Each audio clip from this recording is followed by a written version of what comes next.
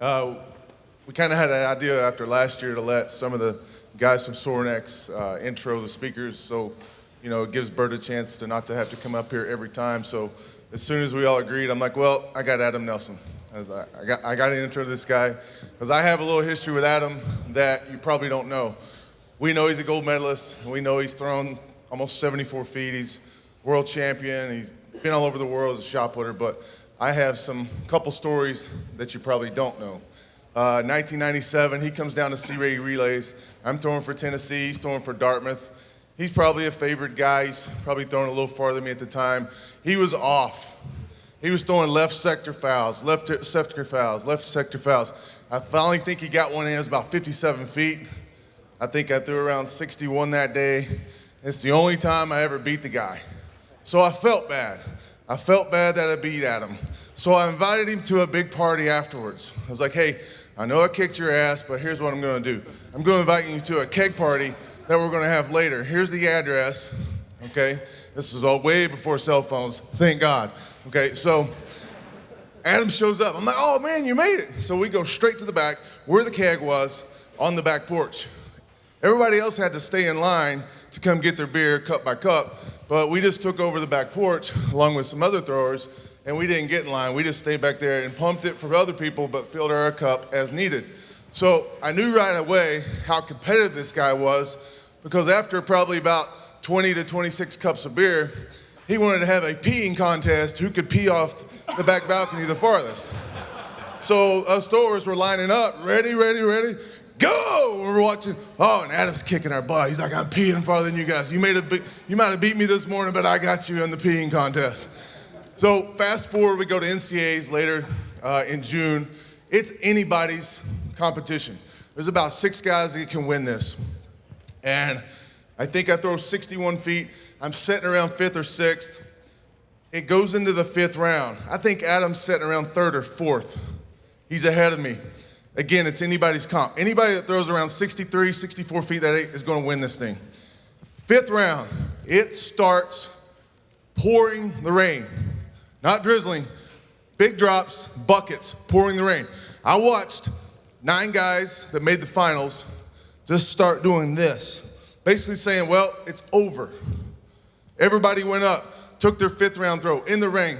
Shot ring is not wet, it's splashing puddle.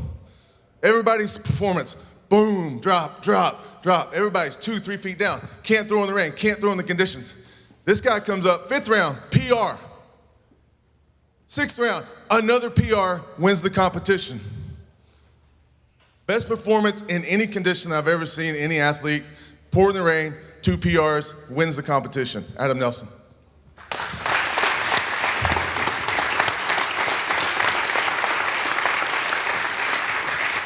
I can honestly say that's the first time I've ever been introduced with a pee competition story. And I am thrilled to take ownership of it.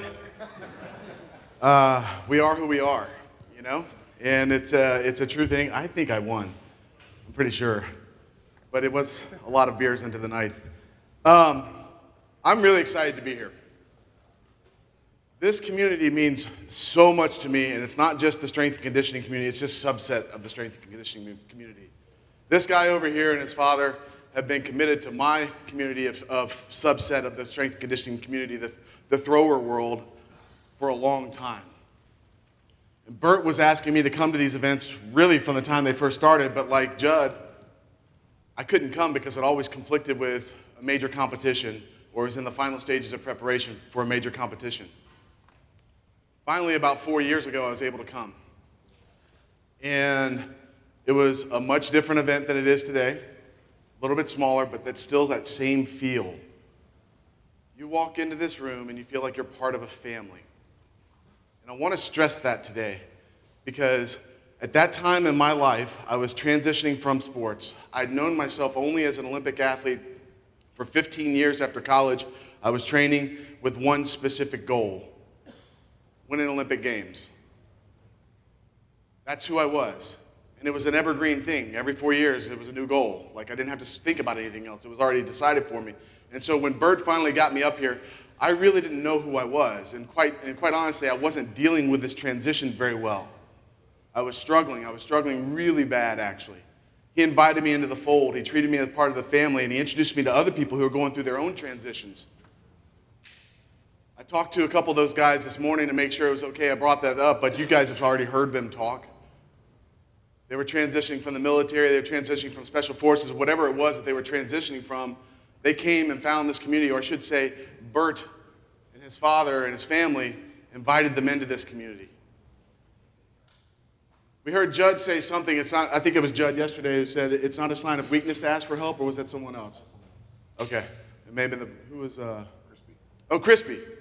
Crispy said it's not a sign of weakness to ask for help. As strength coaches, we're conditioned to be strong, to be the embodiment of strength. And so sometimes it's very hard to look across the room and say, that guy knows more than me. It's even harder to take those steps across the room and say, hey, Dana, you're the mobility lady. My hips suck. How can I get better? I watched all the WODs, mobility WODs by somebody else. I need more help there. And it's going to help me be better at my game. This community right here, that's what this is about. And I want to just sort of say thank you to Bert and his father and his family and all the people in the Sorinex family that make this happen. This is not about selling product to them. This is about building something that you guys can come back and rely on. So I just want to say thank you to you guys first before I get started.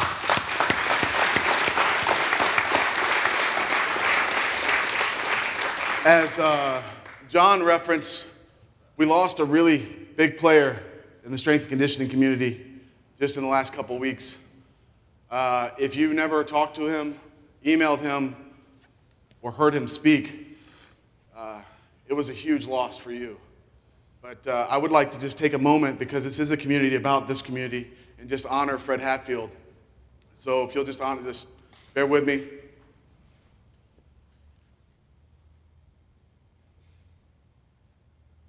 Thank you. This is a community, guys. It's a family. Everybody in it matters.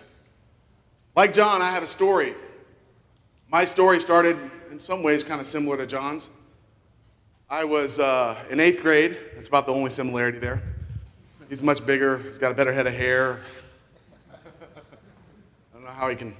Anyway, he looks fantastic for 9 years. As I say, that's 15 years, well, 40 years of 40, how old am I now? 41 years of unblemished heterosexuality. He's a handsome fella after 15 or 10 years in the NFL. I look like a shot putter. So anyway, 8th grade. I had these big dreams of being a baseball player. I was at this high school in Atlanta, and we had a great baseball team. We'd won five state championships in a row, and I'm going out to try out for the 8th grade team, which is the feeder to the high school team. And I get out there on the day one, and it's kind of like fat cut day, right? You know, day one, they basically call everybody that doesn't have a chance. And the coach calls me into his office. I was new to the school.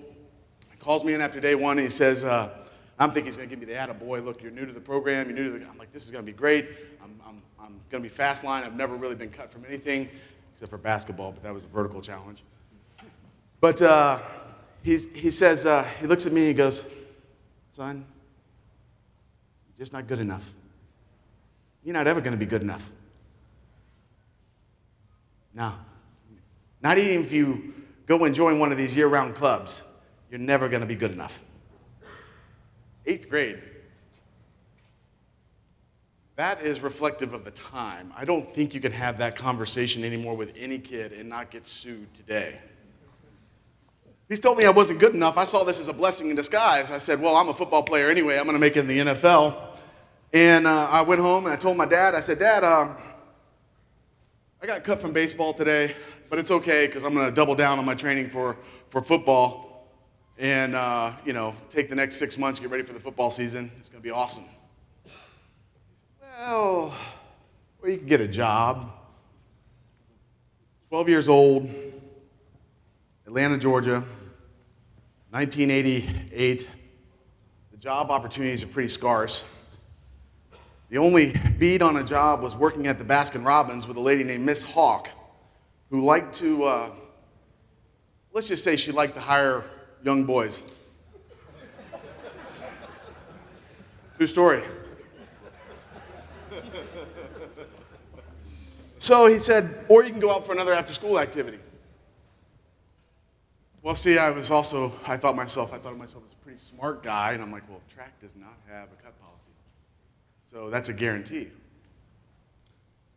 So the very next day, I went out for the track program, and it was very developmental. They asked you to do pretty much every event at the time. I was not a very big guy as an 8th grader. I started off my 8th grade year at about 5'7", about 140 pounds. But I found the weight room that year. I think we heard a couple of different people talk about the strength programs that they followed. My programs were probably equally as horrible, but generally fairly effective. I walked into my freshman year at 6 feet. I had a big growth spurt. It was 205 pounds. As a freshman, I was able to bench press 225 pounds because that's what we did. I don't know if there were any other tests that we did that year. I found the weight room. I was that guy that read and researched the books. I went and I bought this book called The Athlete's Guide to Mental Training because I knew that it wasn't just about strength. It was about mental strength and things like that. And I was that weird kid that was just in the weight room for 2 hours every single day. And I want to say that this weight room, this place, looks obviously nothing like the weight room that I grew up in. At that time, we didn't have 75 athletes in a little 20 by 20 box, but we had about 15 kids in there that were dedicated, all sharing the really bad information that they had as the gospel. So what we did was we'd go in there and basically do max reps or max strength test every single day. It was awesome. Fantastic. So 12, 13, 14, 15, all the way up to 18-year-old kids in there with absolutely no supervision. There was a guy, one of the coaches down the hall, who would turn the lights on and off and occasionally come tell us to change the music or turn it down because it was too loud. It was a great time to explore. And something happened. What happens when you go into the weight room and you put the work in? Too strong. This is a conversation. I ask a question. Good. All right. I forgot to tell you guys that I might do that from time to time. So you get stronger. It's immediate gratification. You go in the weight room, you know, I'm going to do this, this, this, and this, and this, and 3 months later, a month later, I'm going to get stronger, and I did. I graduated high school at 235 pounds. I could bench press 465 pounds. I could squat 225 pounds for 85 reps. I don't know why we did that test. But that's what we did. Maybe my football coach thought we should have done the 225 rep test with the bench press, but I don't. He said squat, but it was a miserable experience. But when I finally got to college, I went to Dartmouth College. I had an opportunity to train with a coach up there, a guy named Carl Wallen. And Carl is a juggernaut in the strength and conditioning community and world up in New England. He's been around forever and a day. He was a powerlifter and thrower, dabbled with some Olympic lifting, but he was the first one who taught me how to program, or actually gave me any good programming. Now, I did football and track, so he only had me for about 6 months out of the year. And I'm not going to get into all the details of the program because it takes a long time to talk through 4 years of college. But my senior year, I was coming into national championships, and Aaron, this is the backstory that you probably have never heard, or maybe you've heard before. And it was about 12 weeks out from nationals. And my college coach, Carl Wallen, said to me, we're going to do something. He said, we're going to do a workout. We're going to build up to some strength levels so that you know when you get in the ring, it doesn't matter who you're competing against, you'll know that you're stronger than they are. See, he knew that I defined myself by the work that I did in this weight room, not this one. This is way too pretty. I enjoyed the deadlifting, by the way. That was awesome. So he said, this is what we're going to do. Now, I could squat, I could bench, I could do all these things. He says, so this is what we're going to do. We're going to go through the next 6 weeks, and we're going to build up to a max rep test at maximum strength. You mean a single? No. Maybe fives. I said, okay. He's my coach. For 4 years, he'd been laying this foundation. I believed in him. I trusted him. Aaron Osmus said to me on a number of occasions, I've heard this said by Judd too, a bad coach believed in or bad program believed in is better than any program that's the best program in the world. Never forget that, because you have to convert your athletes into believers. There are a lot of athletes that you're going to work with who are dreamers. They have these big goals. How many of you guys have athletes that you work with today that say, I'm going to be the national champion. I'm going to be the world champion. They set these goals that are totally inappropriate for them. You don't want to discourage that, but everybody out there's got a dream. You know this. Dreams are cheap. Dreams are easy. Dreams are figments of the imagination. In the Olympic sports, we talk about something called the struggle. It was actually the founder of the Olympics is a guy named Pierre de Coubertin, and he said in 1896, he said, in every competition there can be only one winner, but there can be lots of victories along the way. You cannot define yourself by the results that you get to. You have to define yourself by this process, because the only thing that you are guaranteed in life is this struggle. That is the only thing. And some days it's good and some days it's bad. So my college coach says to me, he said, we're going to fucking own the struggle. We're going to dictate the terms back to it. We're going to get you so strong that when you walk in the ring and you compete against giants, you'll notice that Aaron is still quite a bit bigger than I am. Most of the guys I competed against are 6'4", 6'5", 315 pounds to 380 pounds.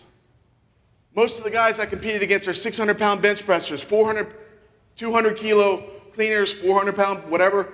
They're massive people. They are freaks of nature by definition and by appearance. You walk into the room, you're not sure to be scared or feel safe. It's like walking into this room. God, there's some big, ugly people in here. I hope they're nice. So he says we're going to do this. So, okay, here's what we're going to do. We're going to go over 600 pounds in the squat. No problem. Done it before.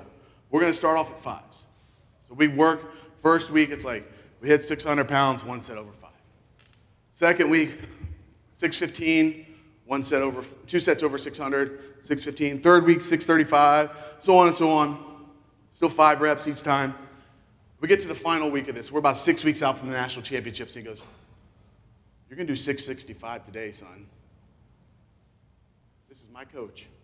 The person that I believe in probably more than anybody else in my life, because he has given me everything. His time, his energy, his emotion. He's believed in me more than anybody else that I've ever worked with at that time. That's the power that you guys have as coaches. Do not abuse it. Do not misuse it. Do not forget about it. He says, 665. He said, but we're not going to do it for 5. We're going to do it for as many as we can. Fuck. 5 sounds good, right? So, okay. We get in this, we had this little bitty ramshackle weight room in this field house. It was maybe, from here over to the wall, it's about that big. We had this tri-fold squat rack. And it was awesome because, you could fold it in and get it out of the way so you had a little more space. But that's what I was squatting 665 pounds out of. It had hinges, and it was fabricated by someone not in this building 35 years before. We load the bars up. Coach calls the team in. Whole team's in there. Got the knee wraps, got the belt. I stopped lifting with belts and wraps in about 2000, by the way. I found I could work the gear better than the actual lift. So I saw significant improvements in my strength when I wore a belt and wraps, but not a good transfer to this. Anyway, stay focused. Look, I had a lot of concussions, so occasionally I go off on these tangents. So I just rely on y'all. Just, hey, every now and then, I'm just a big dumb animal. Took a lot of shots to the head in football and didn't weather them as well as John did. So anyway, 665, get under the bar. And we walk out.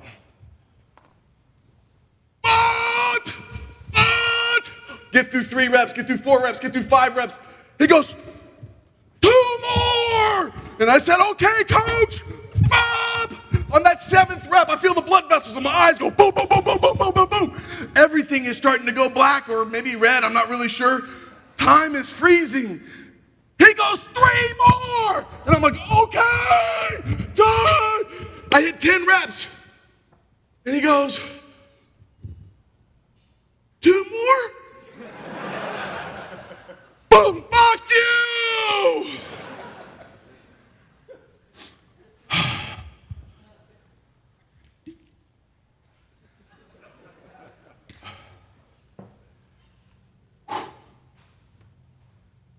I get pretty animated.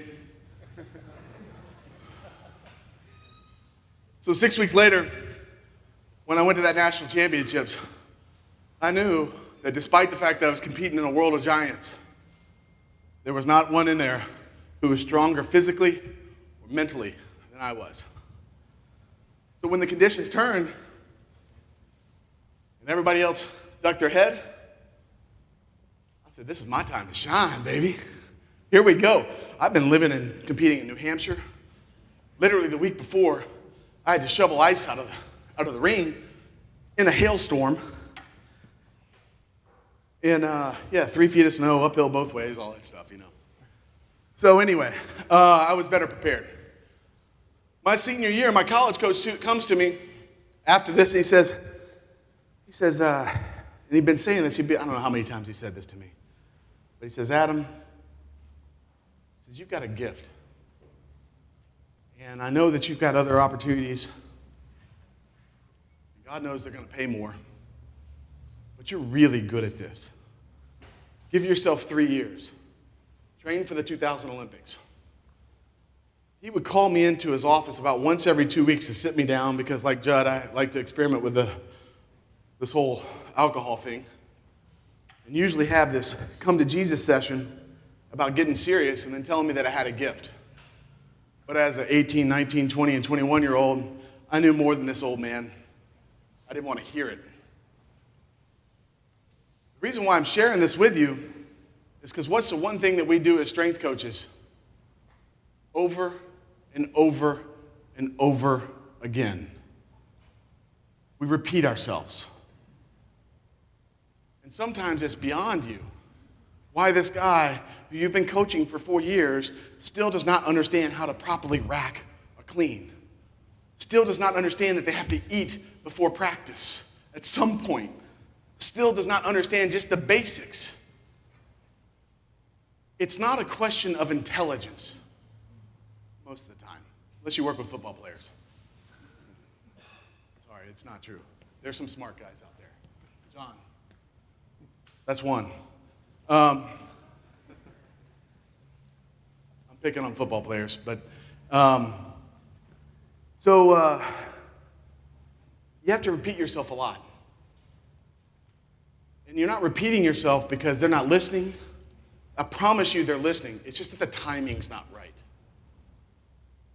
That's the real challenge that you guys have as strength coaches when you're communicating with your athletes is you've got to find the right timing where all of a sudden they're receiving whatever you're saying. And when you see that happen, when you see that thing click, and finally they get it. How many of you have those athletes that all of a sudden you saw that thing click and they're new athletes? I see a hand back there. I see a hand over here. If you haven't raised your hand, then you're probably just starting off. It will happen. I promise. When you see that click, you see that person shift from a dreamer to a person of faith, a faithful person. What's a faithful person? Well, faith is hope put into action. Okay? When they're just over there talking about all the great things they're doing, it's all just bullshit. When they're a faithful person, we get called, I'll go back to this Pierre de Coubertin story, we get called Olympic hopefuls. That's absolute bullshit. That's a misnomer. The people that you see competing at the highest level, competing in the Olympic Games, they're not hopefuls, they're faithful people. They have put everything into action. They've taken that dream, that hope, that thought, and they've made it real. My coach helped me figure that out. He helped me become a man of action. He continues to help me to this day become a man of action. So I moved to California, turned down the jobs in New York. Dave, you probably made a better decision financially than I did. I lived in a house with 10 other Olympic hopefuls in a closet underneath the stairs in Redwood City, California for $200 a month. I was Harry Potter before before she wrote about him. Literally, it was a closet underneath the stairs that had a sloped roof. But those are the sacrifices that I was ready to make. Dave talked about courage of getting under the bar the other day. Now, I can't say that I'm great at snatching. I'm actually horrible at it. But I do understand a little bit about getting under a bar. When you commit to the bar in a weight room like this, when you commit to a lift, it takes a lot of courage to commit to it, because in some situations, it really is a life or death situation. You get under a bar in a big squat, even a big pull, even a big bench, a big Olympic lift, or whatever it is. If you fail, and you fail the wrong way, it's catastrophic. There are a lot of people in this world who use that as an excuse not to ever push themselves. These people can be perfectly successful. I know Dave and I know a lot of people that by any other measurement are extraordinarily successful people. But at some level, they'll look at a guy like Wes and they'll say, boy, I'd trade everything if I could do what he's doing. They've never taken that step. They've never gone beyond the guardrails that most people drive in between. They've never taken that step to go up on top of that guardrail and say, I'm on the edge of danger right here. They play it safe. In the safe way, you can be perfectly happy and successful, but at some point in your life, you're going to look back and wonder just how good you could have been. Most guys call it a midlife crisis. Happens about 40, 41, 42. I'm 41. My midlife crisis played out here, quite honestly. Bert had been calling me for a long time. He said, come to this. Finally, I was ready to hear it. And I came to it. It's changed my life. I looked around the room and I saw guys that looked like me. They all had a better beard game. I was still trying to preserve what kind of hair I had. They were bigger than I was, maybe.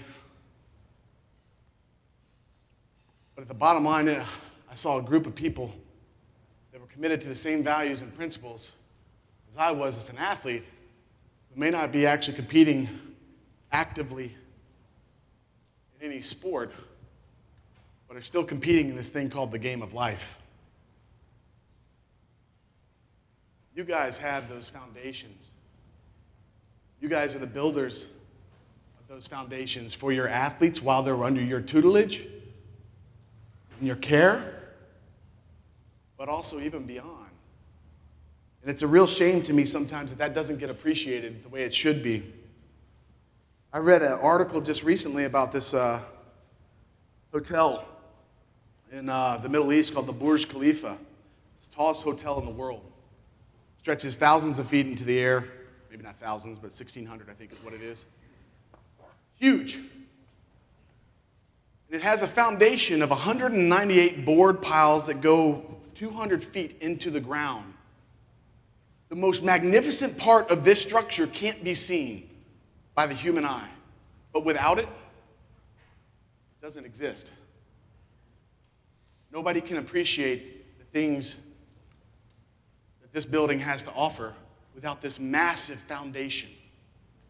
So when I look around the room, I see guys that may not be sport coaches.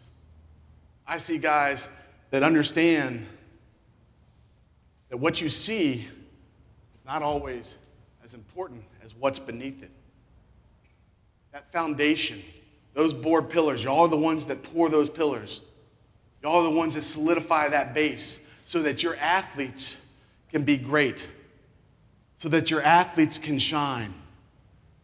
I was very fortunate to have a lot of coaches in my life who understood how to build foundations. In 2004, I'll go back to 2000. Before the 2000 Olympic Games in 1999, I had a couple of, self-inflicted wounds, I suppose. I was in the weight room one day. It was a Sunday. Been out a little bit long the night before, but that's never an excuse to miss a workout. Went into the workout, said it's a bench day, last set of warm-ups, 365 pounds. Was doing it for an easy set, supposed to be about 6 or 10 reps. I just kind of varied it by how it felt. On the 6th rep, pushing through it, pop, pop, pop, pop, pop, pop. Right pec, tore it. I'd spent 2 years of my life training for the next year, and found myself where I didn't have any insurance. Don't do that. And I now had what could be a catastrophic injury. Take this all away. I go see the doctor. Doctor says to me, well, you need surgery. But if you have surgery, you're never going to be ready for the trials. I said, well, what other options do I have? I said, not many. So I get up and I'm about to leave, and he said, well, you can try physical therapy.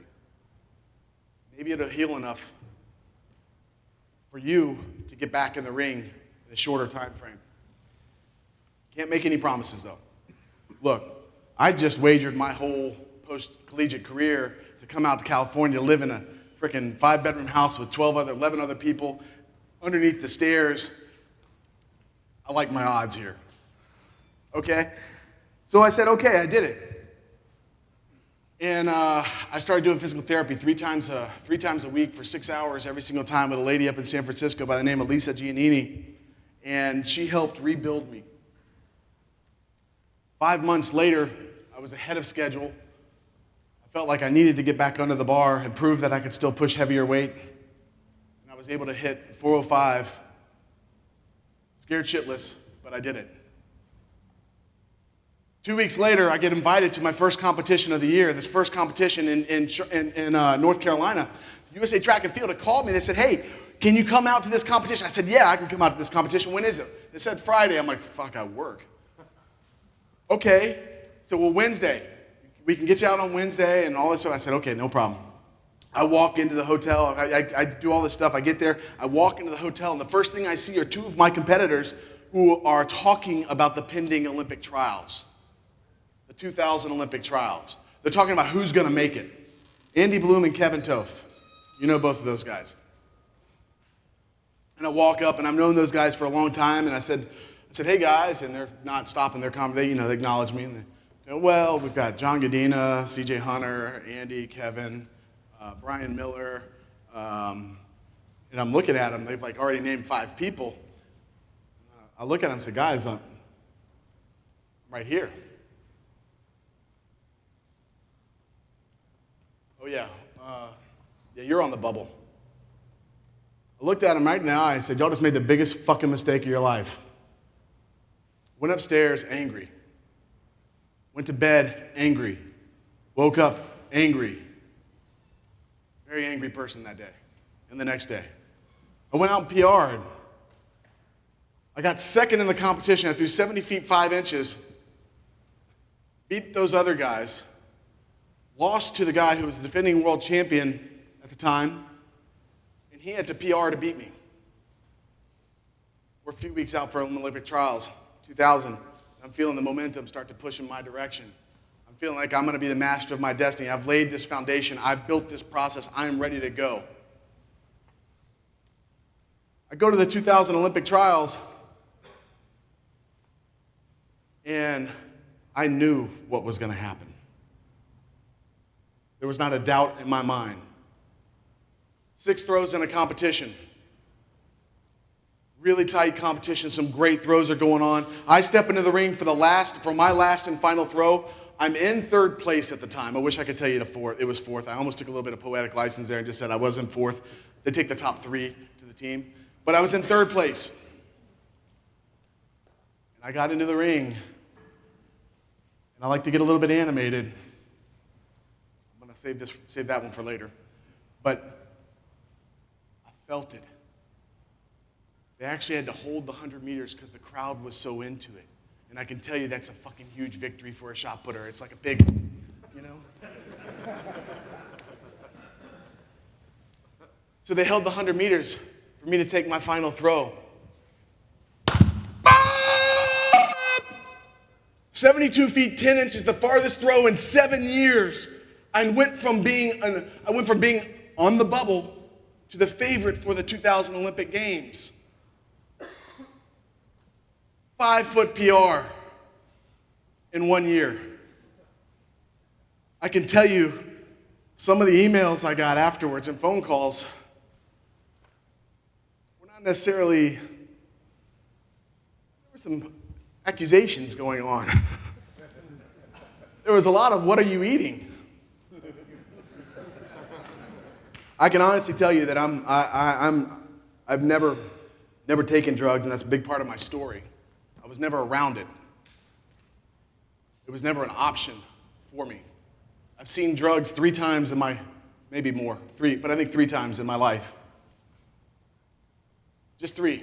And I was in a sport where at that time it was believed, everybody would say to you, you have to take drugs to be successful. My response to them, no, you have to. I'm trailblazing here, asshole. Don't rain on my parade. Your values matter because they will impact your athletes. They will adopt your values. And if you cut corners, they will cut corners too. I go into the 2000 Olympic Games, and I had a fantastic summer. Amazing summer competing. It was just one of those great years. I get there as the favorite, and I'm going to kind of cut it off because I don't want to run too long on time here. But I go into the 2000 Olympic Games. I end up coming out second. I lost by 3 inches. 3 inches.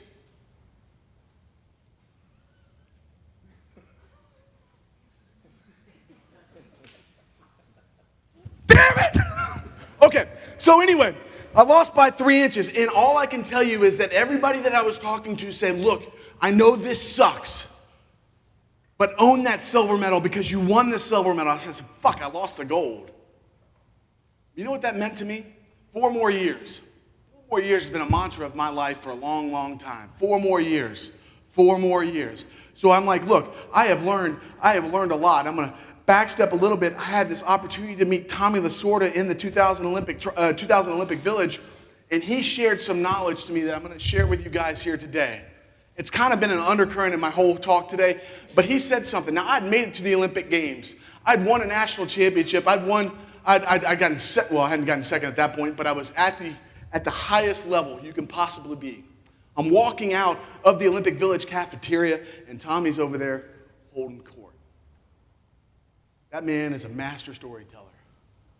If you ever have the opportunity to hear him speak, do it. He's a great guy. Walking out of the cafeteria, and he sees me walk by. I'd met him earlier. He goes, Nelson, right? Tommy sort of just remembered my name. Some of y'all may not know who he is. He's a baseball coach, manager. Pretty good deal. Pretty big. Google him. And I said, yes, coach. He said, when do you play? I said, I throw on Friday. It's not true. I actually said I play on Friday because it's not polite to correct a... He said, well, how do you think you're going to do? I was born in Georgia and raised to be humble. I said, Coach, I can only go out there and try my best.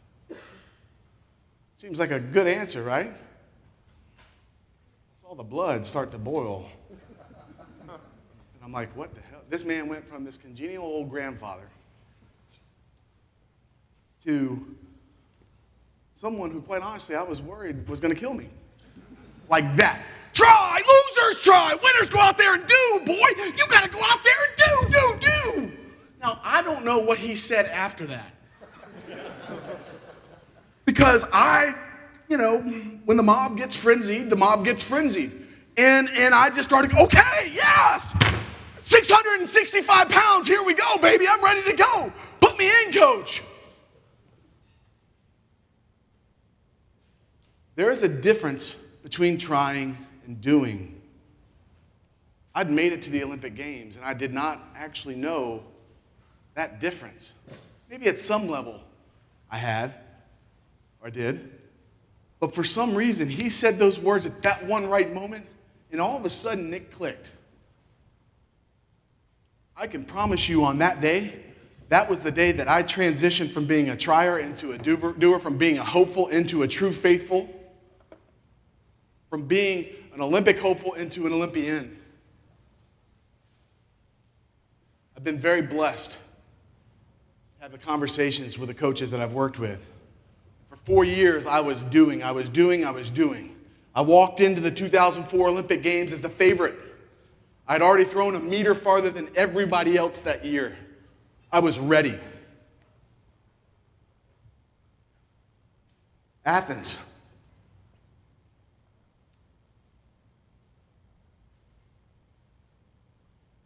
As an Olympian, there are certain places that are just, they're holy places. The Athens Olympic Stadium, not the one in Athens, Greece, but the actual one in ancient Olympia. We were the first competition to be held there in thousands of years. The last one as well. First throw of the competition, I launch out into the lead. There are 60 throws total across 12, and then they cut it back to 8 athletes. But they're basically 60 throws in an Olympic final. My first round, I go out and take the lead. I'm like, time to build on it. Time to build on it. Everybody else is falling apart. And I started falling apart too. 5, throw 2, foul. Throw 3, shot put slips out of my hand. It's hot as crap. I remember everything about that day. It was so freaking hot. There's dust all over the place. There's no shade anywhere. You're getting burned. There's nothing to, like, it's just it's, you know, for big fat people, it's miserable. So, foul. Have a total yard sale wipeout on one of the throws. I mean, the shot put goes this way. I think a shoe fell off and my shirt somehow came off. It was horrible. It's not true. But I did fall. In 6th throw. 6th round, 59th throw of a 60-throw competition. The guy that had been trailing me in second from the Ukraine ties my best mark. Ties my first throw. The tie-breaking rule goes back to your second best throw. I'd had 4 fouls since my first throw, so I had to walk into the circle and throw farther to win. What is that dream you have as a little kid out on your driveway, shooting those hoops? How many seconds are left? 3 seconds. This is that moment. I stepped into the ring to a mixture of cheers and boos. This is my environment. I love small competitions like this. This was not a small competition, but it was a smaller venue. There were 20,000 people that were there to watch it. I get very animated. I want to own the crowd. I want them to enjoy it as much as I do. I stepped into that competition ring, and I knew for a fact that nothing was going to change my result. I was about to claim my Olympic title.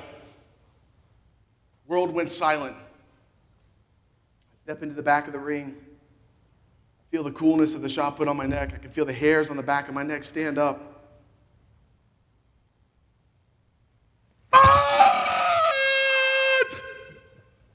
I saw the shot put fly farther than it had any throw of the day. It landed farther away. I knew that I just won. I raised my hands in victory, and I looked to my left. I raised a red flag. I fouled. And then I watched as this athlete from the Ukraine took his victory lap. And for 8 years, I lived with that result. For 8 years, quite honestly, it haunted me. 2 Olympic Games, collectively lost by 3 inches. 3 World Championships in between, all silver medals. I got dropped by my sponsor. They said I was great at being the first loser, quite honestly. I was angry. You spend your life as an athlete fighting for those moments. You earn that opportunity, that right to win or lose the day when it matters.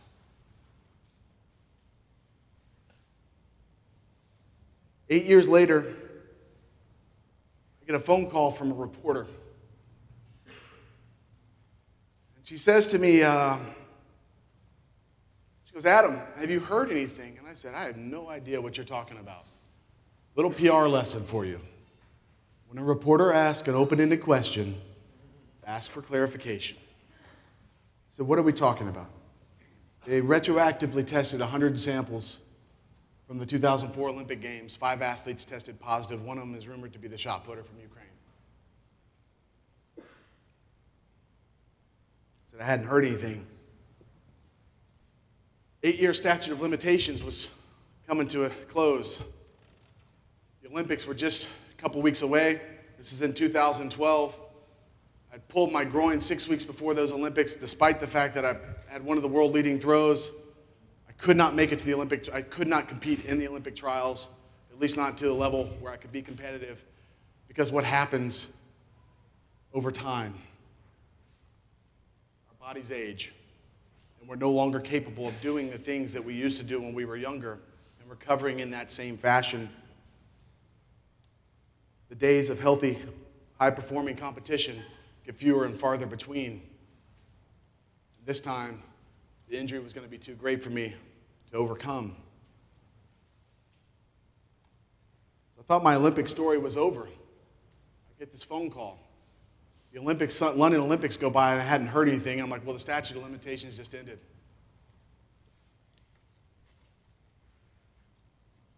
I'll retire as the first loser. That's how I felt.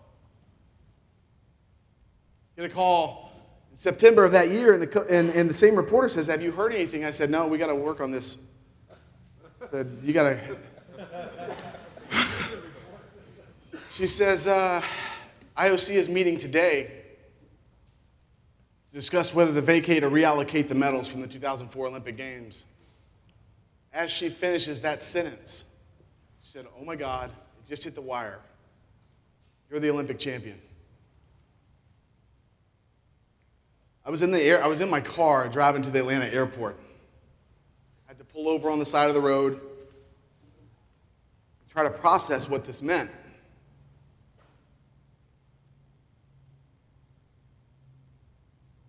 There are no guarantees in life. This is just part of the struggle. I lost the moment when it valued.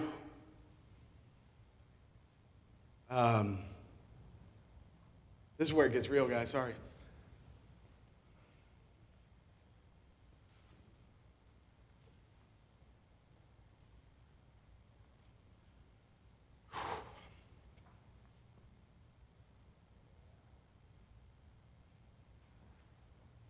Sorry.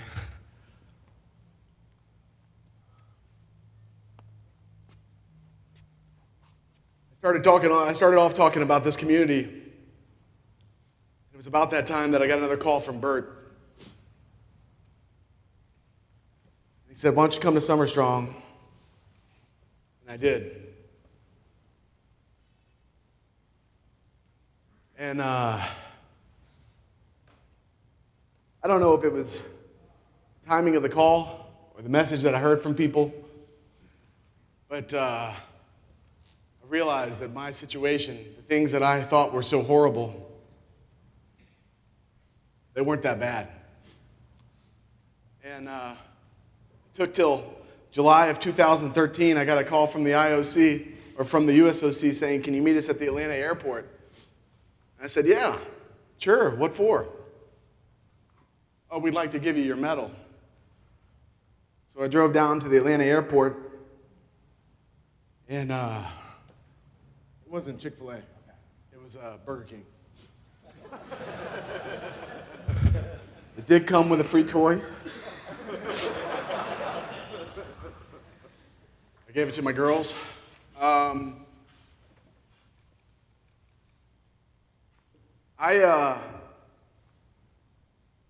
I spent the balance of my life pursuing a really simple task. Spinning around in a circle, throwing a steel ball from me as far away from me as possible, and most of the time yelling and acting like a jackass. It added, for some reason, it resonated with me. And when I'd tell people what I was doing, they'd say, dude, you went to Dartmouth. You got an MBA. Why the fuck are you throwing a shot put? Because it added value to me. Because it defined who I was. Because it was a personal challenge. It's the same thing that motivates these guys to get up here and pull ungodly weights. Nobody else really understands it. We're starting to get exposure for the Olympic list where people are starting to understand it. But I can tell you something. If you're in this for any other reason than the task at hand, it ain't worth it. I'm gonna close up here because I got to hear someone talk yesterday for the first time. And it was one of the most moving speeches that I've ever heard. Crispy's speech. How many of you heard that speech before? I know a handful of you have. My self-inflicted wounds, things that I think are important. Those are all excuses.